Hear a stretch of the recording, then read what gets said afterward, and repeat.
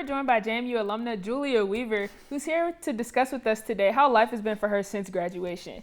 So how can you tell us about being a senior at the start of the pandemic and how it was navigating life and academics at that time? Yeah, so when I was a junior, that second semester, I was at Disney World for spring break, and we get that email saying, "Hey, we have 2 weeks left," and I kind of knew in the back of my head, I'm like, this isn't going to be good. And I think the worst case scenario, I'm like, I'm not even going to have a junior year, let alone I'm not even going to have a senior year. And what do you know, the worst case scenario happens, but it was definitely a learning curve, as I think it was for everybody. My classes I was in SMAD, and so a lot of things were hands-on, and going remote for that was a really huge challenge. And I definitely had to switch some things in my schedule, but I kept on persevering and moving forward, and as you have to do. And as classes started being remote, I still pursued my degree.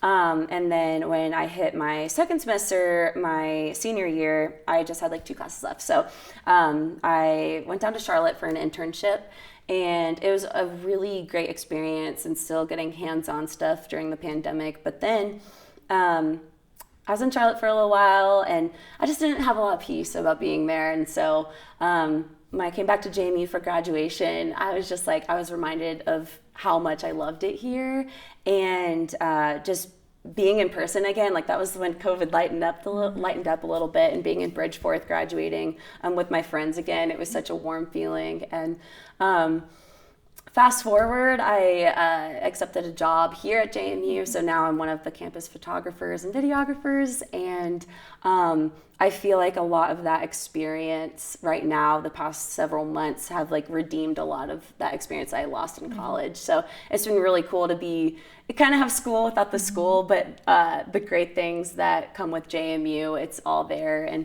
just being behind the scenes of moments of history at JMU has just been really impactful. And I'm glad to just be in person again. This feels so good. Right. I love being back here. So yeah. And how would you say what you learned in SMAD kind of helped you apply what you're doing now with JMU Communications and with your own photography business that you have? Yeah, of course. So I was digital video and cinema concentration. And so I was heavily involved with Breeze TV, which was one of my favorite things of college. And I also interned where I work now, so making a lot of videos for prospective students. That was a huge thing that I really loved. So I was kind of juggling both of those.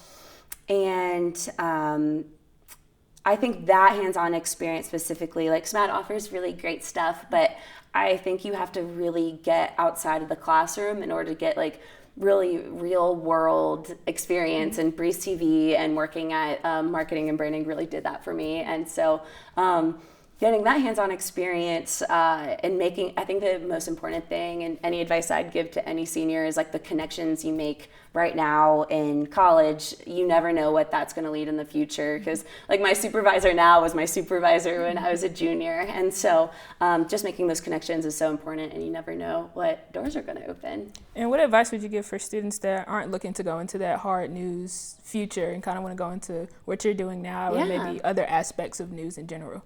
Yeah, so I think that being everywhere and getting experience wherever you can is so important.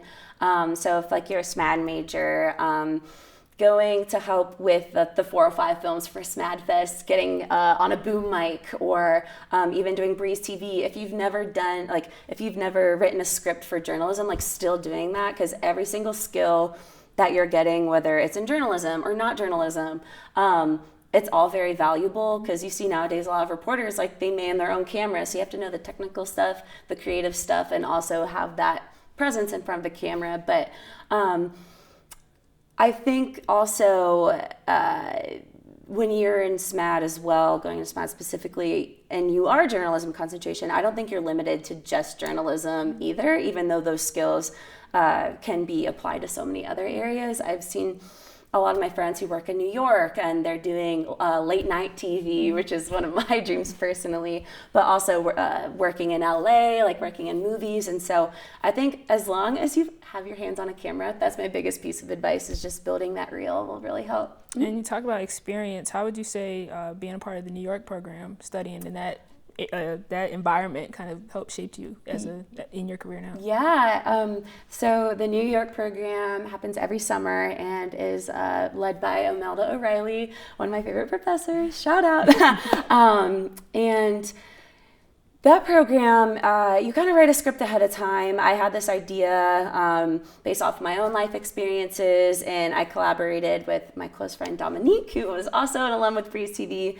And so we wrote a script together, and having that collaboration really brought it to life. And so we got other 2 people on the team, and we spent like a week in New York working on the pre-production of it, and then the second week was filming. So we hired like real actors, and that's like a really great part of the program. So we hired real life actors to act in our films, and then the last week was editing. And let me tell you, it is so stressful, but you get really close with your team. And it's a very good conservatory environment for sure. And I think that was a really unique opportunity, since I was so focused on Breeze TV and the awesomeness here, that like I was able to use a personal life story of mine and kind of create it into something that was very collaborative, and it wasn't really my own anymore. It adapted to another story, which I'm really thankful for. And it's called Home, and I was really proud of it. And I'm excited now that we're all in person again, that I hope that they can collaborate again really soon this summer. And do you have any final advice for not even just math students, just JMU students in general, just for their future and just planning for life? Yeah, for sure. So for any JMU students, I think that as we know, there's a lot of doors that open and a lot of doors that close. And as you experience in college, a lot of doors have closed for me as well, and hard things really happen. But I've learned that I'm going to get a little preachy, but every single closed door led to another open one. And I would just say just trust the process and have a little faith that everything's going to fall into place. Like, you never know, like something that may really feel like it's falling apart, it will all fall into place. And trust the process, and also learn when to say no to things so you can say yes to the even greater things. That's something I'm still learning in my adult career.